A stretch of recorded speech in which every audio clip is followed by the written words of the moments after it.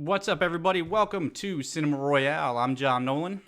And Travis Thompson. Hey, we're here. Wow. We're Feels like here. Yeah, forever. it feels like forever. We only missed a week, but it does feel like forever since we sat Take a down while. here. I know. What's going on, man?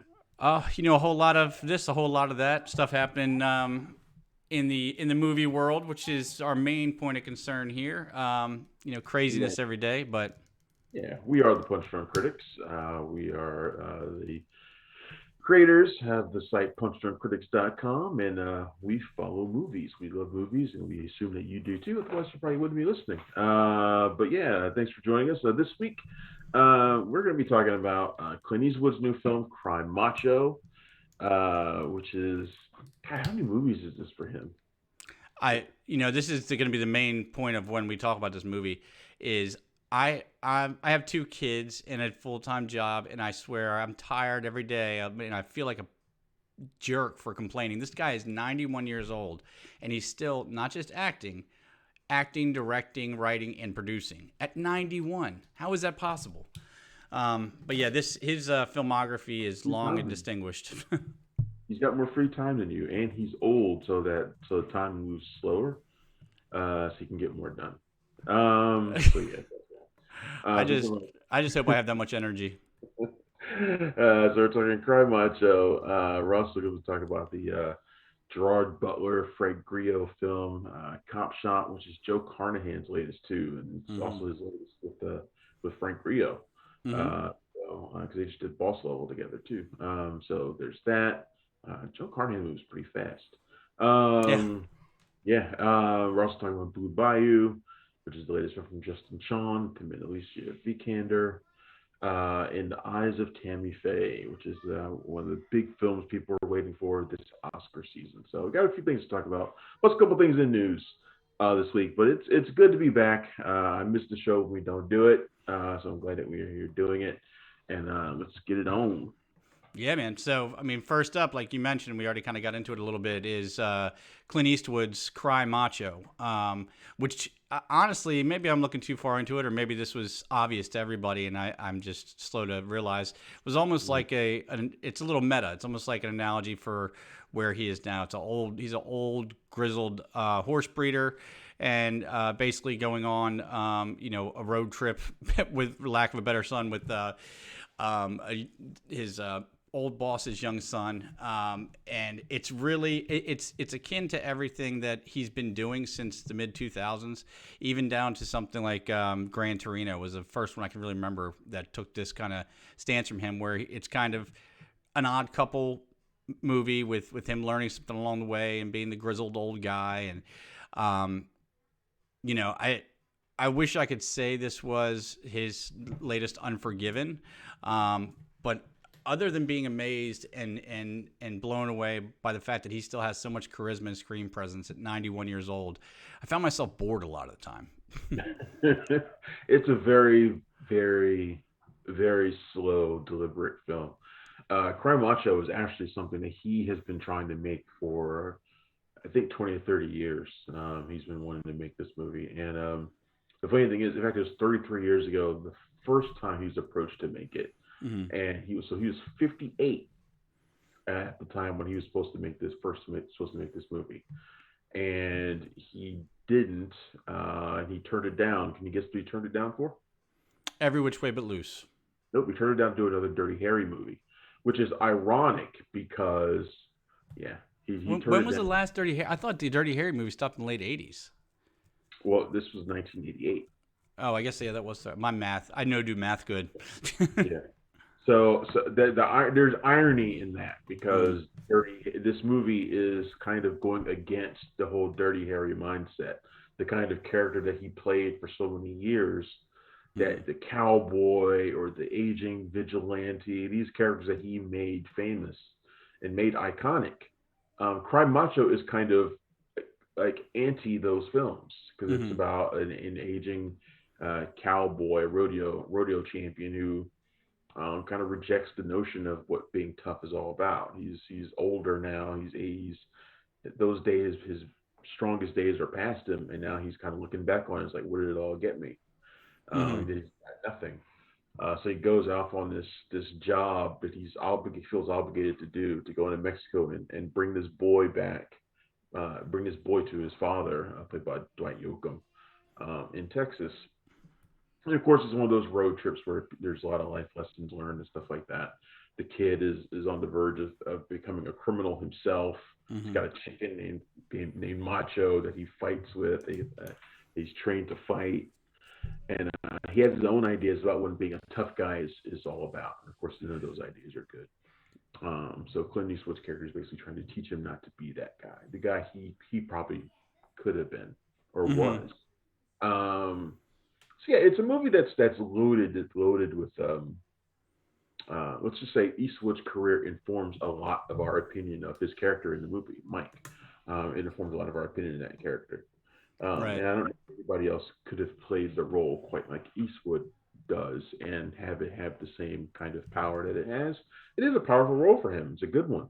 It's just a shame that movie is, like you said, so damn slow. It is really slow. There's not a lot that happens in it, which is odd for a movie that has them chased by a member of the boys' mother's, I guess, gang. I guess she's a crime boss. She got an axe for a crime boss. She has thugs like she's a crime boss. So I guess she's a crime boss. They're being pursued by one of those guys the entire movie, but none of those encounters amount to much. Like, there's no real threat. He's easily beaten. Like, every time he takes himself out of his own car, he's like easily beaten. Like twice, I think, by the chicken itself. Right. He's dispatched by the chicken. So it's like, but the irony is the best part about the movie is a really long and really slow kind of diversion where they go off to this small town and Mike falls in love with a widower, and the boy Raphael kind of. I think that's probably the time where he learns the most about being a man. He kind of meets a girl of his own and stuff like that. That's like the best part of the movie for me. Yeah. And it's just as slow as the rest, if not slower, but it works, and they can get across the movie's major themes. And I think because the rest of the movie, like you said, is not such a huge success, I felt like this little diversion captured what the movie's all about quite well. Yeah, and it's funny when you bring that part up, and that really kind of summarizes what I wish the movie was. Like, I get what they're saying. You got to show that Clint Eastwood's character is a little tough, and that he's actually got this background. But the whole road trip of it all, the whole chase, if you can call it that, there were no real make my day moments or anything like that. So all of the action, quote unquote, seemed superfluous. It didn't need to be there. I mean, I think I would be most comfortable watching a movie of Clint Eastwood sitting on a porch with a whiskey and a piece of hay in his mouth, imparting wisdom on young folks, because he's probably one of the only people that you could do that and would be able to watch for 90 minutes. You don't need to do more. Yeah. I mean, I feel like he's been dabbling in these kind of themes for a while now. Like you said, ever since Gran Torino. I think it kind of touches on a little bit in The Mule and other stuff like that, So and I would say even as far back as Trouble with the Curve, and that's not even a movie that he directed. Oh wow, I forgot about that. Justin Timberlake, and who was the female lead in that? I don't even remember, man. That's a good question. That movie's pretty forgettable for the most part. Yeah, yeah, that's true. I can't remember who the lead is. Now I'm kind of curious who the female lead of that movie was. Amy Adams, that's right.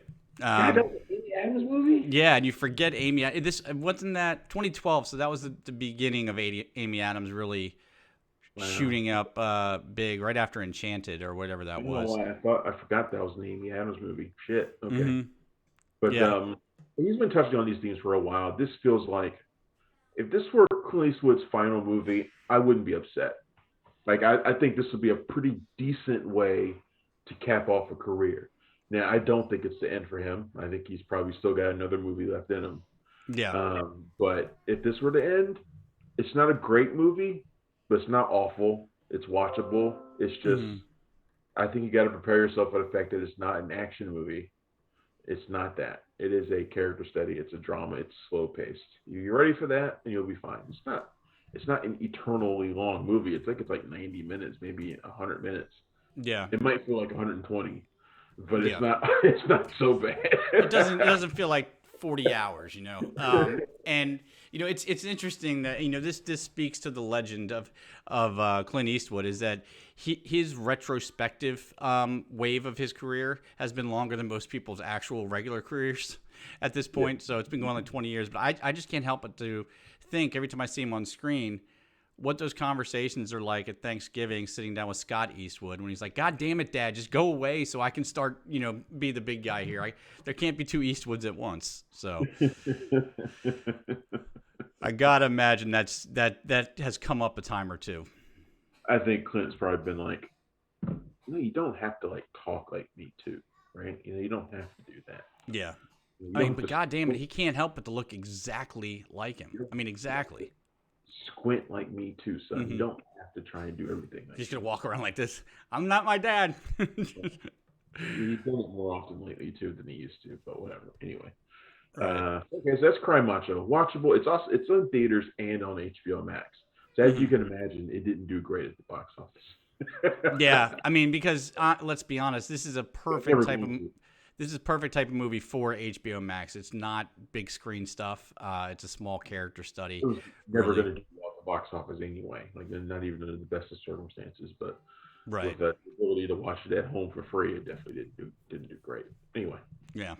You want to talk about careers? Not legendary yet, maybe, but will be soon. Is Frank? Is it Grillo or Grillo? I don't know, man. I think it's Grillo, but I could be wrong. Well, yeah, let's go Grillo. You do that is to interview the guy. So why don't you send something out to his people and let's do an interview with him. Lord knows the guy's got enough shit coming up. That's the thing.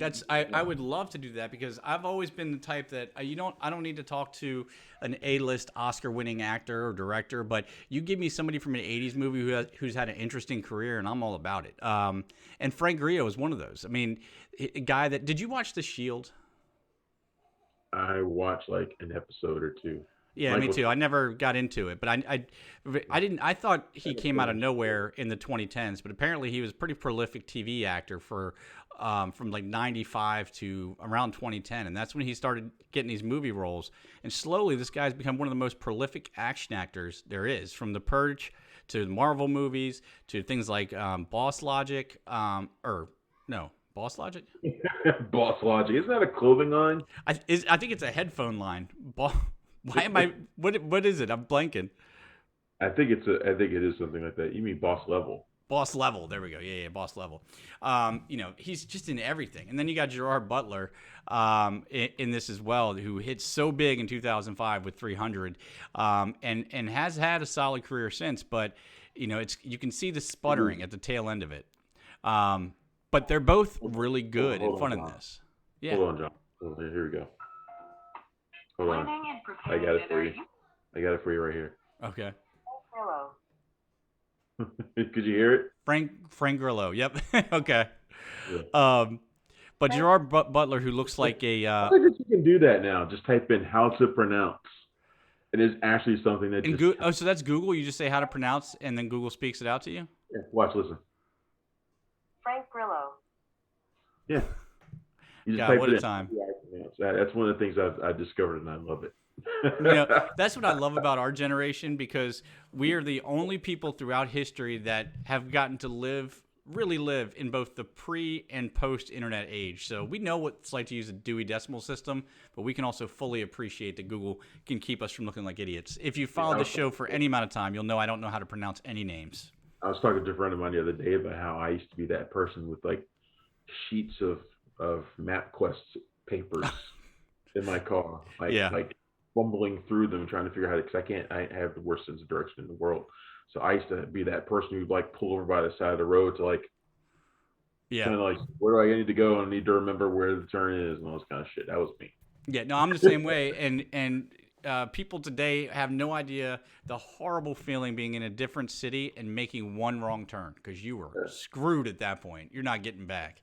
But yeah, so Copshop is Gerard Butler and Frank Grillo.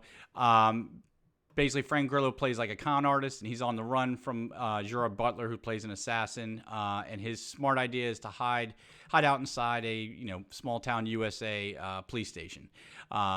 as you might imagine, Vidic, Gerard Butler's character, shows up to the police station, and you have an assault on Precinct 13 situation going on. This was about as close as you can get to replicating a late 80s mid-budget action movie. And I just loved every second of it. Is it going to be a legendary action movie? No, not by any means. But this is what Frank Grillo's specialty has been. He's in these movies that will possibly be forgotten. Some people will hold it as their favorites and things like that. But it's something everybody who likes action is going to love, and they'll probably forget about it in 6 months. But when it's on TBS 3 years from now, they'll be happy and they'll watch it. That's what his piece of it is. And Joe Carnahan, who's really, I mean, personally, I like most of his stuff, but I can see how people label him as hit or miss. Because I've definitely seen some of the misses.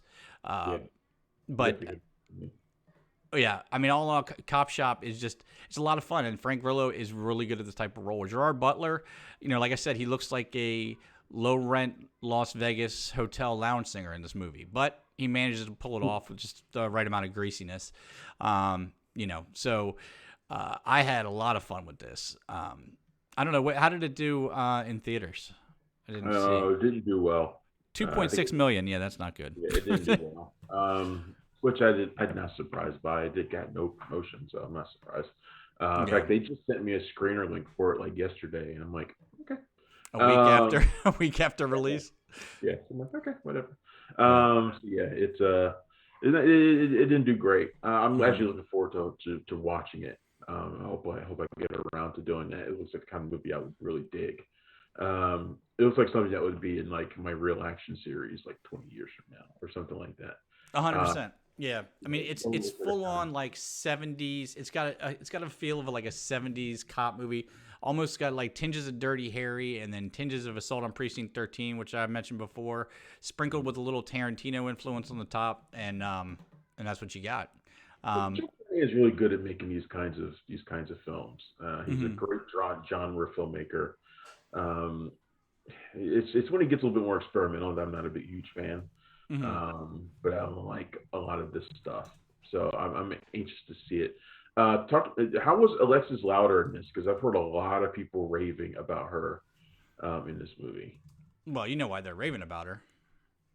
I really don't. Honestly, I haven't seen anything of the movie, so I don't know what they're raving about. She's a force of nature. I'll give you that. But yeah, I didn't. Tomorrow War, so I mean that's so. That was her from Tomorrow War, wasn't it? Oh well, shit. I thought she looked familiar, but in the movie theater, I can't do my IMDb that I do everywhere else. But she was good. Nothing that really blew me away, but she definitely popped off screen. Mm-hmm. Cool. Well, I'm looking forward to that then. Honestly, I was more than anything else, I was disturbed by the fact that that Frank Grillo, when he has, because he's almost always got some kind of beard, when he has his beard shaved down, like he's just sporting a mustache in this, how much he looks like Kim Coates from Sons of Anarchy, it was disturbing to me. That's a good call. I can see that. Yeah, I didn't, it kept hitting me. I was like, who does he look like? And then I remembered later on Kim Coates. But yeah, she's a badass in the movie for sure. So I don't know if action's going to be her thing, but I would love to see her pop up in stuff like the Old Guard sequel or any of these other new movies coming out. So, what's your favorite Carnahan? Don't say the A-Team. No, I'm not going to say the A-Team. I mean, but you know what? I'm not going to lie. I enjoyed the A-Team. It's not a great movie, but it is fun to watch. I actually just watched it again recently. I own the A-Team, so I know I can't. I'm not going to knock it. It's just, I was like, don't say that one. I mean, I guess Smoking Aces would have to be where I'd go. My least favorite Joe Carnahan, Smoking Aces. I still hate it. The second one I hated, but that's kind of this Copshop has bits of that in it, that crazy balls to the wall action. But Death Wish I liked a lot too. I don't know. Looking at his filmography now, and I think my favorite still is his breakout film, which was Narc. Narc is an incredible movie. Even all this time later, it's still great. That's with Homie from the Lost Boys and it's Jason Patric. Yep. There you go. Great film. I think it's a tie between that and The Gray. The Gray is still a really good movie. You know what he did that gets a lot of hate, but was effective for sure, was The Fourth Kind, the Mila Jovovich alien abduction movie he did. Like, they tried to frame the whole thing. For those of you that don't remember, it's an alien abduction movie, and we don't see a lot of sci-fi horror these days. Right, But direct that though. He didn't do that, did he? yeah, he did. Or no, I'm sorry, he produced it. Never mind. I'm looking at his filmography. Damn you, Okay. credits Yeah, being all funny.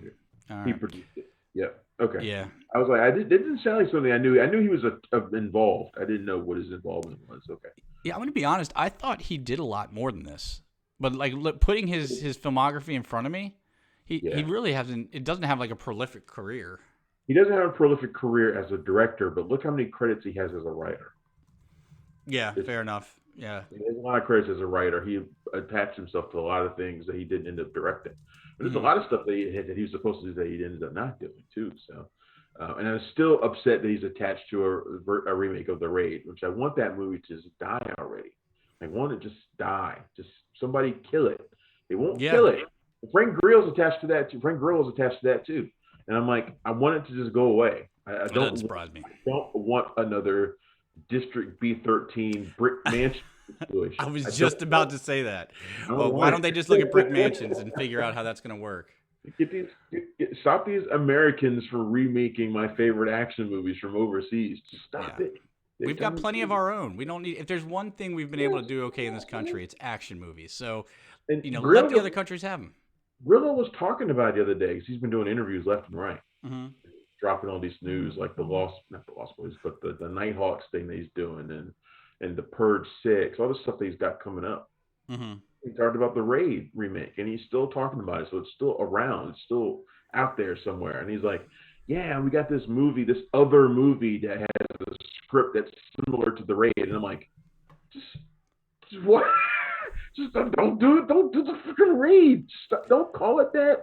It's like you remember that. You remember that episode of The Simpsons where there was like a muffin or a cupcake that had electricity attached to it, and Bart kept grabbing it, and he was like, "Ow, quit it, and kept doing it. That's what Hollywood's doing with these things. Just make that movie, but call it something else, and don't say it's a remake of The Raid. Yeah. You'll get people saying, "Oh, it's just like The Raid," but they'll still like it more. They tried to do with the District B13 movie. They called it Brick Mansions. Yeah. They never promoted it as a remake of District B13. Like it was only if you knew that about the people involved, because the people who made District B13 were still involved, and if you knew from the beginning that's what it started out as, that's how you knew it was District B13. But if you watched it, you probably had no idea. I mean, that's still to this day probably one of the best recommendations you ever made to me, and I'll never forget getting home and putting in B13 and seeing that opening chase sequence when Homeboy is just flipping through windows, and I had never seen anything like it. And then, and because people always go to parkour, they talk about Casino Royale and that opening sequence, but this blows that and anything else out the water. Yeah, the sequel wasn't too bad. The Ultimatum District B13. Yeah, it wasn't. I mean, it wasn't like the original, but it certainly was better than Brick Mansions. Absolutely. Brick Mansions, you knew it was bad because it was going to have Paul Walker in it, so you knew it wasn't going to work. Yeah. But R.I.P. Yeah, R.I.P. But that was a bad choice, my friend. Anyway, all right. So there's a Copshop, which it looks pretty great to me. Yeah. A couple other movies that came out this week that I had a chance to see. I was pretty busy this week, or last week I should say, because I was doing TIFF also. For the first time. It was virtual, so I think I did maybe about 9 movies or so. I took it easy, as I tend to do for virtual. I kind of did it the same way I did South by, which is like, I'm gonna watch a couple movies here and there. I ain't gonna sweat it too much. I ain't gonna sweat it. I didn't even really take too much of a break from like doing news and stuff. So I was just like, I'm gonna do a couple movies and I'll do a couple of reviews at night. Keep it nice and simple, nice and tight. It's not like Sundance where I take days off and I'm like, all right, this is what I'm doing. Do it all. It's different doing these things in person and then doing them from home. It's weird. Yeah, no, I can imagine. TIFF was interesting though. There's a few good ones in there, and a couple of them that we'll talk about next week. in The Guilty. It's just a Jake Gyllenhaal, Antoine Fuqua movie that comes out. Yeah. So there's that.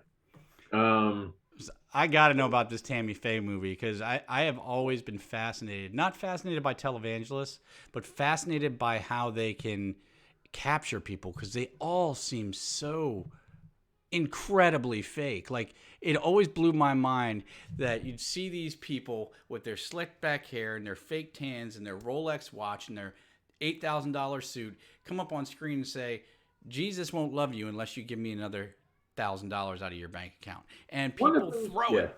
Yeah. One of the things I thought about, and the movie doesn't make this point like explicit or anything.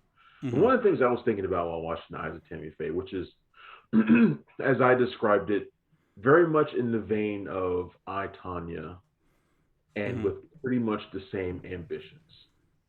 So if you're talking about someone like Tonya Harding, who was perceived as a villain most of her life, it made you kind of reevaluate, her as a person. That doesn't let her off the hook, but it kind of makes you think about what was she going through at the time that drove her to do some shit like that. That's kind of what The Eyes of Tammy Faye is like, and this is based off the 2000 documentary that came out that really began, I think, the process of remolding her public image.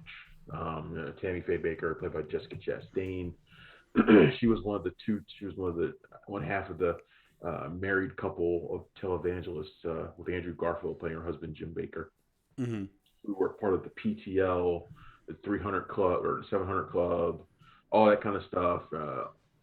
Really the biggest names in televangelism in the late 70s and early 80s. And one of the things that made me think about was how their televangelism reminded me of the Home Shopping Network at its heyday. Yeah, so that's like exactly good point. The same period as when the Home Shopping Network blew up. This is the time when you were selling stuff to people over TV, stuff that we had never seen before. We had never had that ability to do that before. We weren't never done that. People being able to throw money around and have things pitched to them and sold to them over TV. The ease of that, the convenience of it, and people just ate it up. And to me, those two things just seemed like so similar. Like they were just like almost exactly the same. Yeah, it was selling salvation. Yeah, it literally was selling salvation. That's right. And in the movie, kind of puts you right in the middle of that. So Tammy Faye, who was kind of this, later in life, she was kind of perceived as counterculture because she became an LGBTQ icon, stuff like that. Did she really? Oh yeah. Well, I'm gonna have to watch this because I didn't know there was anything past. Because they're the ones that didn't her husband cheat with like a Playboy model or something like that. That was the biggest thing in the '80s. Was there? Yeah. Okay. I didn't even know she had a comeback at any point. Oh yeah, no, she did have a comeback at the end of her career. It was more of a public image comeback. Let's put it that way. Because there was like being on TV and stuff that never bounced back really. Right. She was sort of a public pariah, a celebrity pariah, I would call her. But her image definitely got better. Like I said, she became an LGBTQ icon mainly because of her look. I was going to say that makeup has to have something to do with it. Yeah, the hair and the makeup and all that kind of stuff. But people never look past that. So the movie kind of brings you past all that stuff and makes you look at the person beyond the makeup and and all that kind of stuff.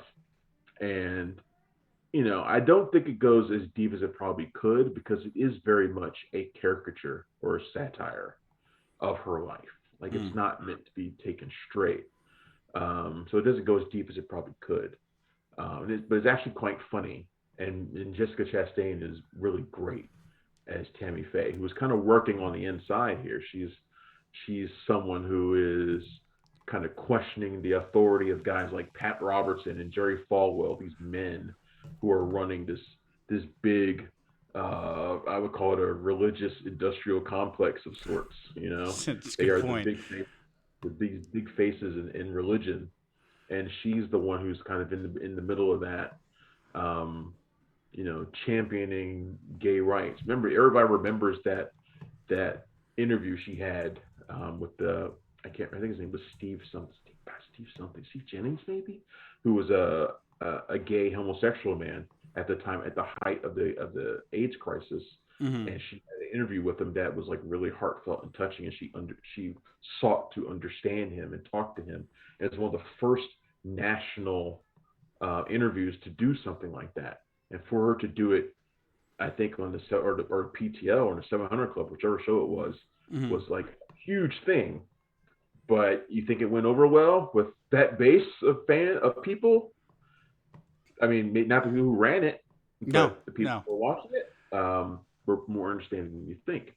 But she was like, that was like, that was one of those things that helped make her, like I said, an LGBTQ icon beyond just her look. It was moments like that, but it didn't earn her any favors from the men who ran that, like I said, were the religious industrial complex. She was kind of working from the inside, and of course, she had her husband Jim Baker, who was really childish, and he's very unmanly, I would say.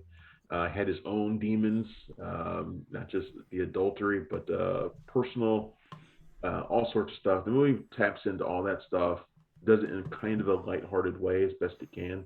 Mm-hmm. It's not perfect, like I said. I wish it could have gone a little bit deeper. But God, Jessica Chastain is so great in it, man. It's such a fantastic, complex role. And Andrew Garfield's good too, but his role's not nearly as deep as hers.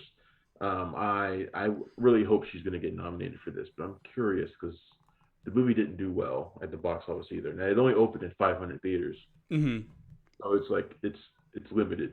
Is it playing on? Is it streaming as well, or is it theater I only don't right think now? no. In fact, in DC, I think it only played at Georgetown, so it only played in one theater around here, at least Oh last wow. week.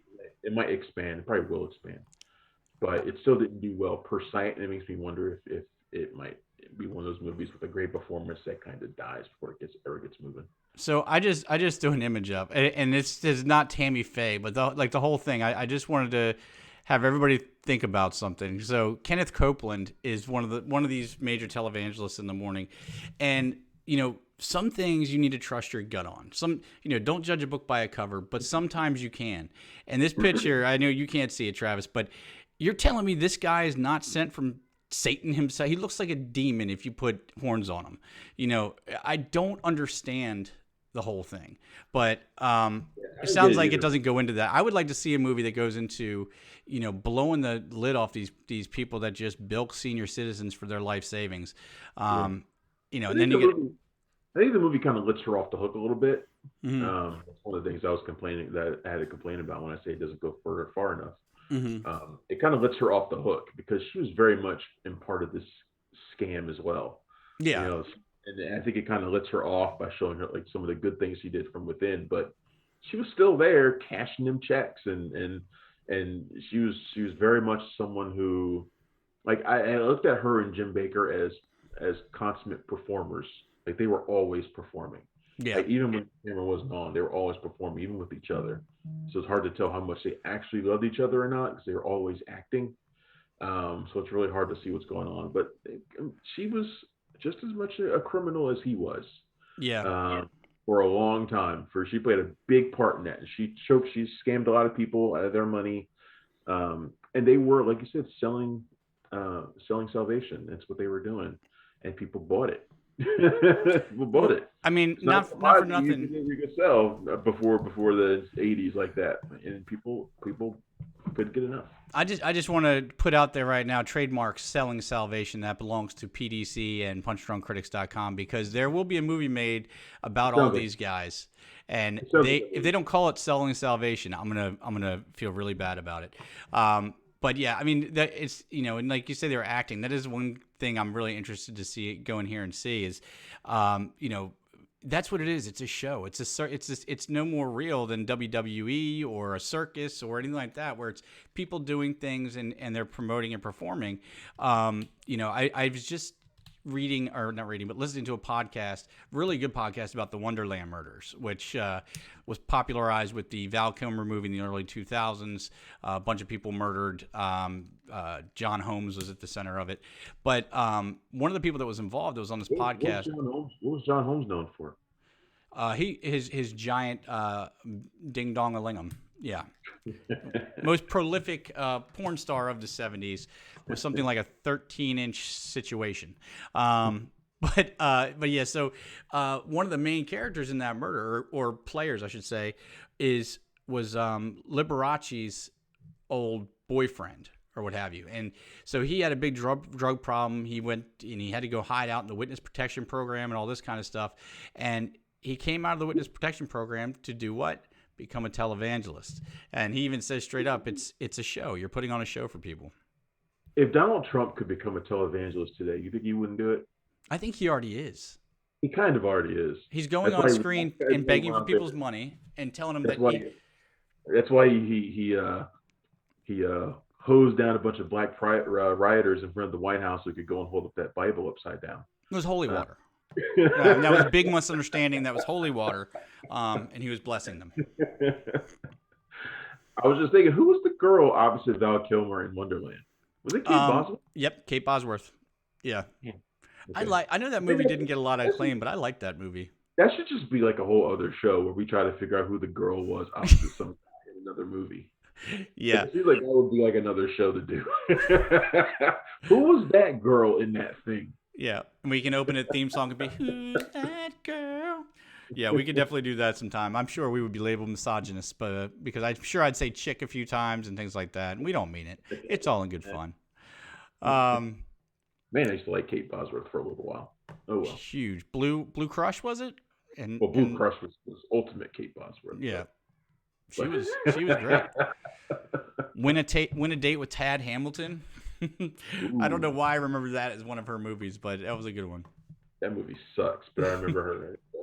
Yeah, I mean, it was a good one for her to be on display. It was a good one for Topher Grace, I guess. Yeah. Yeah. All right, so that's Tammy Faye. I definitely wanted to watch out for if it comes to your town. You can see it for Chastain #1. It's the main reason to go see it. Really good. The other film I saw last week was Blue Bayou, which is the latest film from Justin Chon. Justin Chon broke out a few years ago with the film Gook. It was a big hit at Sundance. Blue Bayou is probably his most personal, maybe his most personal film. I don't know. It's about a guy who was brought over here at a young age from Korea. He's passed around the adoption system. He kind of ran away, or he ran into an abusive home. Grew up on his own on the streets, got into crime and all that kind of stuff. But he's made a better life for himself. Mm-hmm. He's married he's got a wife played by Alicia Vikander. He's perfectly good father to her daughter, his stepdaughter, and they're about to have a child. They live in New Orleans, which is called Blue Bayou, New Orleans, Louisiana, and but he runs into an issue with her ex-husband, who happens to be a cop. Gets him in trouble, and it also gets him in trouble with ICE because he falls into the cracks of a real-life loophole in which people who were brought over here really early on had no memory of any other place in the world. If the paperwork isn't filled out by your adopted parents, then you can be sent back, deported from the country, no matter how long you've been here, no matter what you've done. And he falls into that crack where the paperwork wasn't done, and he's due to be deported. So the movie's about him trying to find a way to stay in the country, to be with the family that he loves. And one of the things I like about it, and Chan plays the lead role in it too, is he wrote it and directed it and stars in it along with Vikander. He's a really good actor, very natural actor.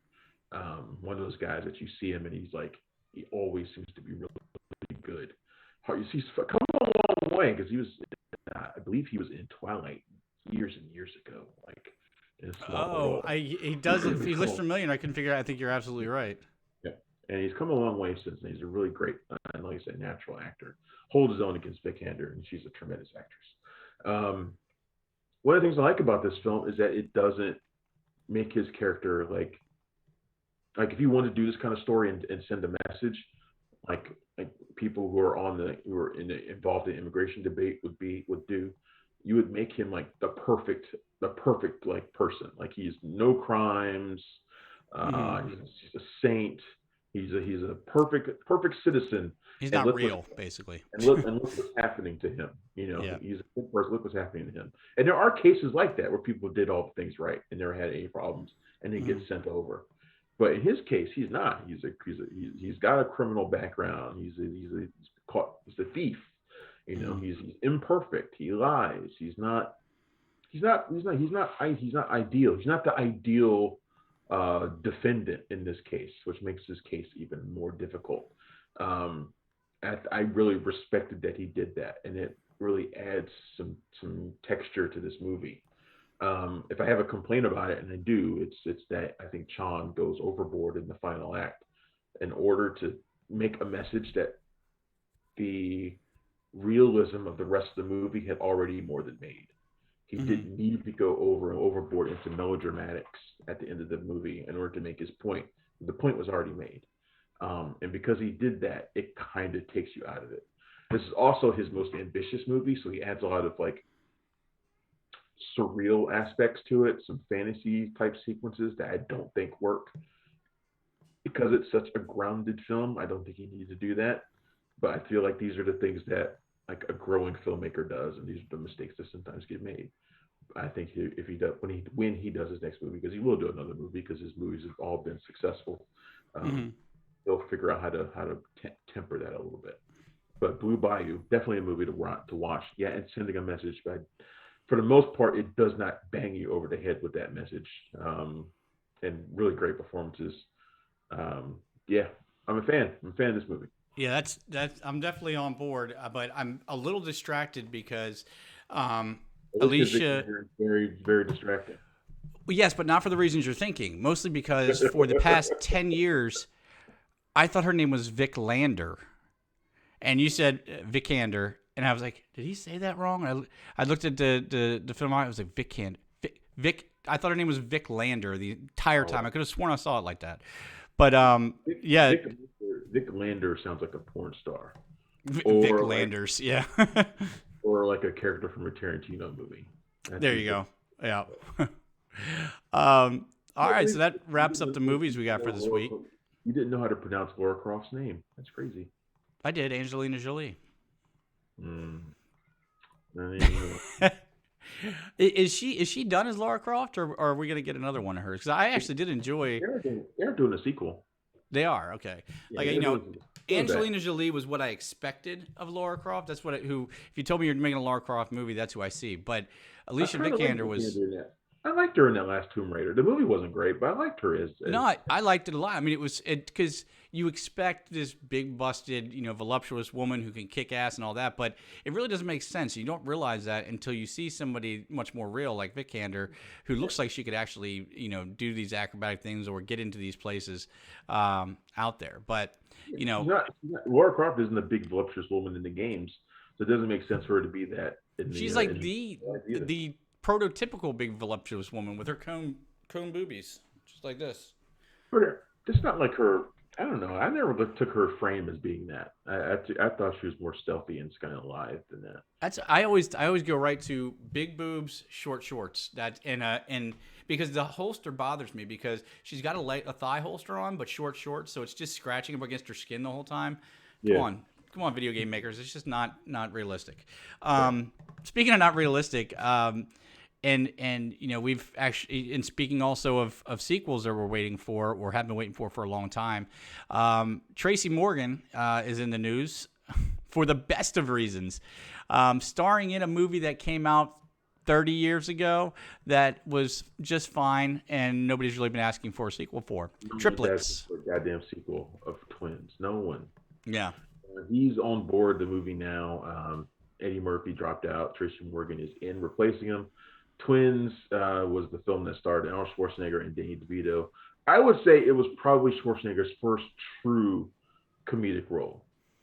Like he had some funny lines in The Running Man. I know because I just did a video on it.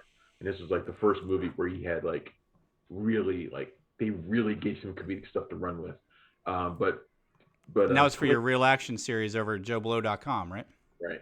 But Twins was like the real comedy role for him. Mm-hmm. That movie was a huge hit, directed by Ivan Reitman. Ivan Reitman, who he would work with in Kindergarten Cop later, and I think again in oh God, what was the other movie he did with Danny DeVito right after Twins? Junior. Junior, which is fucking terrible. So yeah, I can still see the VHS cover because I love it because he's supposed to be a scientist in that. So how do you make Arnold Schwarzenegger, a big bodybuilder and action star, smart? You give him glasses and a white coat, and he's sitting there like this, looking at the screen. Oh, I'm pregnant. I know. I remember that. Yeah, I remember that DVD cover too. God, that movie sucks. You know, if you head over to punchdrunkcritics.com, we have this news up right now, and I got to be honest with you, the best part or the funniest part of this whole thing is the synopsis that Ivan Reitman gave. And I'm quoting here from the article that we have up. Secretly, there was a third baby born, a black baby who hasn't been in touch with his sibling. I'm just like, what? Like, how do you say that out loud and think this is going to make money? I know, it just sounds awful. So anyway, for years, there's been talk of a sequel. Eddie Murphy is attached to come back with Arnold Schwarzenegger and Danny DeVito coming back. But the movie's never gotten off the ground, and it still hasn't. And now Murphy's out, and Tracy Morgan's in replacing him as the black sibling, I guess. And it just I don't like the idea of this movie anyway. I don't think that much of twins, if I'm perfectly honest. Definitely don't feel like the idea of triplets. I also don't think much of Tracy Morgan much either. I mean, I like Tracy Morgan, but this seems at best measured doses. He's fine, but in in a movie like this, I know I would hate him. So I'm just like, God. Yeah. I mean, but if it was Eddie Murphy, I could almost stand to be like, okay, this sounds terrible, but how many chances am I going to get to see Arnold Schwarzenegger and Eddie Murphy kind of do their thing on the same screen? Not often. Yeah. I'm not as excited about Schwarzenegger and Tracy Morgan. I feel like I could tune into like Around the World in 80 Days or some shitty old movie or something, and get it on the screen together or something. I don't know, but I mean, it's the movie's gonna. I guess there's a universe where it could be really good, but they'd have to avoid the one thing that I just know they won't, and it's you can hear from the synopsis that Reitman gives that this is their linchpin for comedy is race, and I just don't know that we're in a place right now that you can make the jokes that they're going to make. I'm going to tell you something. I do not think this movie ever happens. No, I don't think so either. It's been a long time. I don't think this movie ever gets off the ground. I just don't. I don't think there's any clamor for a twin sequel. There's no buzz for it. There never has been. I just don't. It just seems like one of those things that, like, yeah, we should do it. It's kind of like, the Step Brothers sequel. It's just not going to happen. Right. It's not going to happen. Like, I know it sounds like a good idea because the people in it were funny and the movie was funny, but do you really think a sequel will be funny? Probably not. No. Are comedies doing all that much at the box office at the moment? Probably not. No, they're not. So why would this do any? It just seems like a terrible idea. Now, it could come out on streaming or something, but then that kind of seems like it's defeating the purpose. But then again, Coming to America came out on streaming, so I guess that's just shut up. And the other thing is, we don't even realize this because, we were prime Arnold Schwarzenegger age during the height of his career. But do kids these days even know, see Arnold Schwarzenegger as the action hero? I don't think so. So you don't get that draw either. But remakes and sequels that made Twins kind of unique at the time was that he was an action star doing this sort of thing. Yeah. And that idea carried over into Kindergarten Cop and stuff like that. Yeah. That he was a big action star doing comedy. No one feels that way about him anymore. I don't know what honestly. I don't know what people feel for Arnold Schwarzenegger at the moment because he's not been especially good at any particular thing. So I don't know what it is. Well, he's gotten this little renaissance as being a very, bright sunshine motivational person on social media. But the funny thing about this is, right now, if this movie were to come out, the biggest draw would probably be Danny DeVito because of It's Always Sunny. He's got the with people that are 18 to 24 at least, But yeah, sequels, remakes, they're always going to happen. There's another remake coming, one that we've heard was going to be remade 100 times, and we got a very long, a long stretch before a sequel came out. But there's one person that needs to be back in this remake, and of course, we're talking about the Lost Boys. Who would be the one actor you think is required for a good Lost Boys sequel? Kiefer Sutherland. No, Tim Capello. You don't know the name. I'm wondering why you'd rather that character come back than Saxophone guy from Lost Boys. It's that he makes the movie. Anybody that's seen the Lost Boys knows Tim Capello. He's the greased up dude with the mullet, and he's playing the saxophone like he's going out of style. Coincidentally, it was going out of style. I But know no, who you're talking about. I just don't understand why he needs to come back, but not Keith Sutherland. he doesn't. I really wanted to go on a long tangent about Tim Capello because that has to be one of the. I'm sure it wasn't random in 1988, but watching the movie in the last 10 years, it's like just such a random thing. They're at the beachside carnival and everything's what's her name? Oh God, what's the girl's name in that movie? There's another one we could put in our special edition. Jamie Gertz. Jamie Gertz, there you go. Jamie Gertz is looking gorgeous. Jason Patric's dreamy, and then you have this greased up saxophonist, and it's just this amazing thing. I love it. It epitomizes late '80s young adult movies. So the Lost Boys, which is about a family, including two brothers who moved to, I think it's not Santa Clara, but it's somewhere in California. Santa Clara. Yep. Okay. We moved to Santa Clara, which is which has vampires in it, like a whole bunch of vampires in it, including a vampire gang led by Kiefer Sutherland, which I think is one of the coolest, sexiest vampire roles of the '80s. He's really great in this movie. Yep. He has the iconic performance in this movie. And of course, one of the brothers gets turned into a vampire, blah, blah, blah, blah. All sorts of shit happens. But it's basically a modern day classic, The Lost Boys. And this new version, which they're calling a reimagining, which makes me think it's a remake of sorts, will star Jacob Tremblay, who we know from Predator and Good Boys and Room, and also Jaden Martell from the It movies and also Midnight Special. So yeah, those are gonna be the people starring in it. And I was thinking about it, and I was like, and the guy directing it, I think, is John Entwistle, who did like The End of the Fucking World or something, one of those shows on Netflix. And I'm not okay with this. Yeah, right. And I'm not okay really with angsty teen stuff. Right, which got me thinking, okay, Jaden Martell, Jacob Tremblay, John Entwistle, sounds like they're going to give this like a Stranger Things sort of spin. Like it's going to feel like a Stranger Things kind of movie. But shouldn't it? Would that be such a bad thing?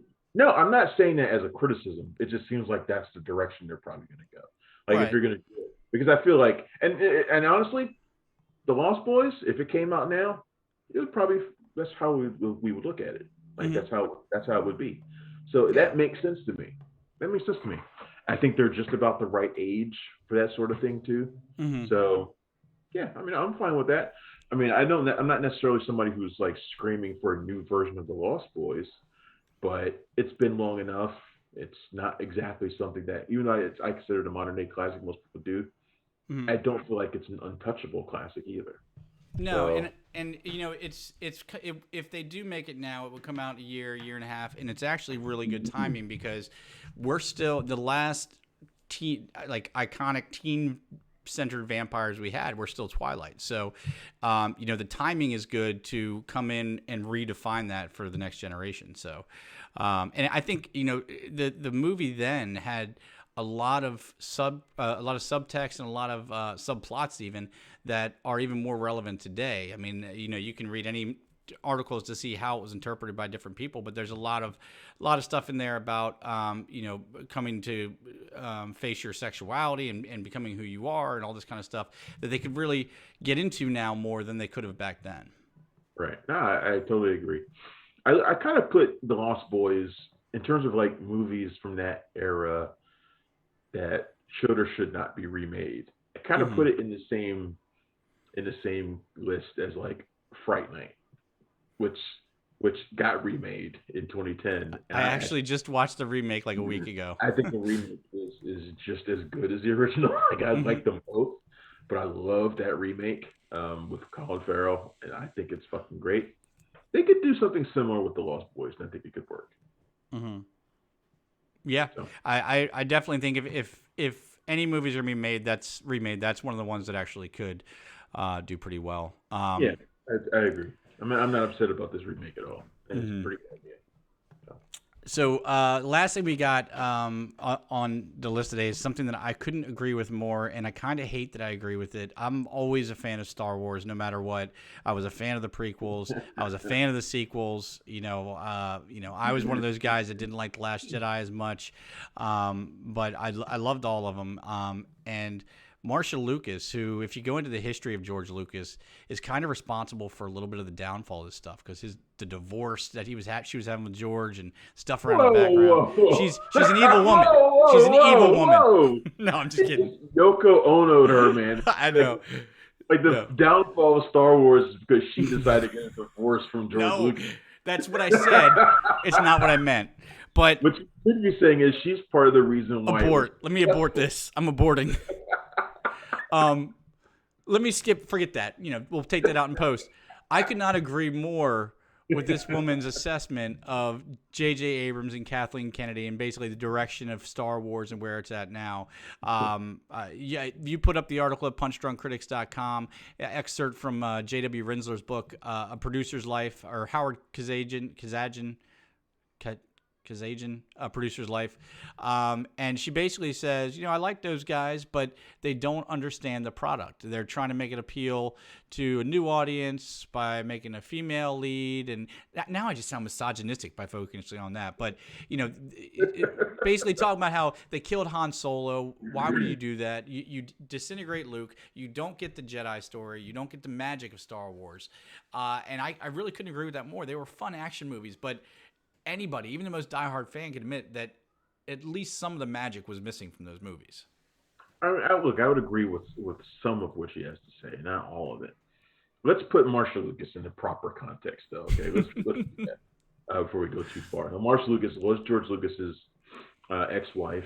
They got divorced, I think, in '83. She is an Academy Award-winning editor. She edited A New Hope, and she worked on both Empire Strikes Back and Return to Jedi. She is an extreme talent all to herself. She really is. She's a fantastic editor. That's probably a better description of her than I gave. Her comments are not fresh. They were from a few years ago. They were between, I think, The Last Jedi and the Rise of Skywalker. So she does not know everything that happened beyond what she said. She did not have full context. I agree with a lot of what she says, not all of it.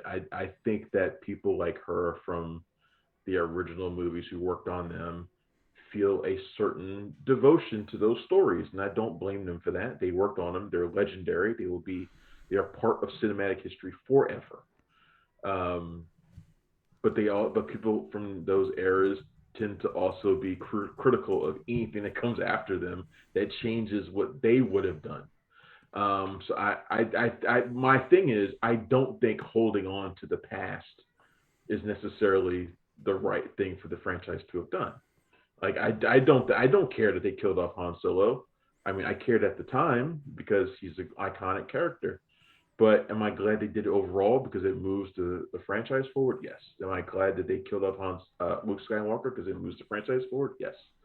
I think these things are ultimately good things because they need to unburden that. That's what The Last Jedi was all about. It was all about moving on from this stuff. I'm all for it.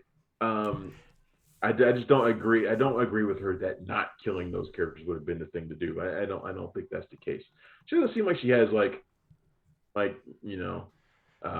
any fondness for anything that might have happened after she was done with the movie. So I don't know. That's kind of where I stand on it. I agree with some things because I'm not a huge fan of the most recent trilogy either. Yeah, I am not a fan of it, especially the way it ended, especially J.J. Abrams' part to play in it. I just find it interesting that she doesn't criticize Rian Johnson, who is the one who's the architect of a lot of the shit that she seems to have a problem with. Yeah. So I don't know I don't know what her frame of reference is for all this stuff. It seems like she's probably kind of half paying attention. Like she probably didn't even watch The Force Awakens and any of these movies. She right. probably Where Well, people she seems more pissed off about Han Solo dying, and I get that because for as much guff as Rian Johnson gets for The Last Jedi, I mean, it was J.J. Abrams who felted our chances to see the original trio on screen by killing Han at the beginning of the first one. I totally agree that those characters needed to. Maybe not all of them. I think Luke definitely needed to die. It's part of being a Jedi, but I don't think he needed to die. I don't think he was killed at the right time, and I don't think he was killed in the right way. The same with Han. Like, him making the sacrifice to save his son was beautiful, but he didn't save his son. He just made the sacrifice. And, I guess you could say he pushed Rey forward down the path or something like that, but there were definitely better, more respectful ways to get rid of those characters. But the more you look at that sequel trilogy, the more you see that it was a calamity of errors. I mean, the Force Awakens came out, and everybody loved it, and it was going to be so great, but it wasn't fully Rian Johnson's fault because most of the foundational pieces put there were broken too. Actually, I never saw Han Solo's death as a sacrifice to try and save his son. I saw it as him hoping to save his son, and his death was necessary to show just how far gone his son really was. Now, if this had been a more cohesive story, his death probably would have had more impact, but it wasn't. I think a lot of things were disrupted in that same way. In fact, almost every element of the trilogy would have had more impact if it had a more cohesive story, but it didn't. And that goes for anything. And one of her other complaints is about Rey. Like, she complains about the fact that there's a female with force powers, and I'm like, why are you complaining about that? Who cares? Yeah, they don't explain why she has force powers. I don't want anybody to explain to me why she has force powers. You remember last time they explained that? Midichlorians, anyone? I don't want an explanation for that. No, please don't. So I'm not fully on board with everything she has to say here. A lot of it to me sounds like sour grapes. Yeah. So I agree with this. I agree with the sentiment. The overarching pieces I definitely agree with. So once again, we pre-showed it and said we're going to do a quick show today. We're going to get in and out, and it is now an hour and 2 minutes. So, but we had fun. We hope you had fun too. Next week, not a whole lot, just Dear Evan Hansen, right? Dear Evan Hansen. This week is Dear Evan Hansen. Yeah, that's the major film this week. So we'll see if we want to talk about that or not. I really don't. No. I haven't seen it yet, but I do like Ben Platt, but it doesn't look like something I'll be interested in. Maybe next week is when we do our Who's That Girl special. No one I know who's seen it has liked it either. Maybe what we can do, we can hold off a few extra days and maybe do The Guilty and some other stuff that comes out. I think The Guilty comes out this week, actually. It's Friday on Netflix. So we can do that. And then just past that, Antoine Fuqua, their reunion after Southpaw. I love them as a duo, by the way. Antoine Fuqua, they just work as far as I'm concerned.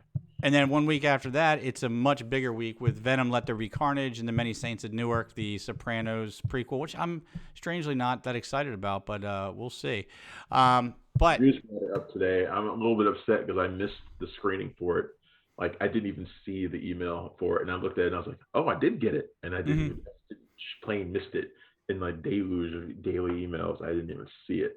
Yeah. So I missed my screening for it. There's gonna be another one coming up, so I'll see it then. But missing emails. Angela gets on me all the time because she's one of those people that never has notifications up on her phone. Like if her text says 1, she freaks out and clears it. And my 1,100 emails unread that are there. Yeah, I hate it. I sometimes I'll take a day where I don't do any emails, like I don't read any of them, and I'll come back next day and it's like 500 emails, and I'm like, you gotta be kidding. Yeah. And a lot of them are shit, but a lot of them aren't, and I'm like, oh my god. Yeah. Usually the one that's not is covered in 7 other emails telling you about your car's extended warranty. But we will never send you those types of emails at Punch Drunk Critics. Just go to our site and check it out, and we'll prove it to you, I guess. I don't know. I couldn't really segue that. www.punchdrunkcritics.com is the name of the site. To follow us on Twitter means that you get all the news updates directly to your Twitter feed, so you don't have to come and refresh the site to see all the coolest news. As soon as we post it, we'll post it there, and you'll get notified. The site is at PDC Movies. movies. Travis is at Punchy Critic, and I am at Punch Drunk John. On Twitch, Travis is at cinematic_enforcer. And if you have anything for us at all, tips, questions, you want to look into writing, doing movie reviews of your own, shoot us an email at info@punchdrunkcritics.com. We'd love to hear from you, and always look forward to any feedback we can get from our lovely readers and watchers and listeners. Some of them are so lovely. I've met them. They're all right. They're all right. Until next week, guys, I'm John. I'm Travis. And we are out of here. Thanks for checking out the show. If you like what we're laying down, please subscribe to our channel and click the bell to receive notifications for all of our latest stuff.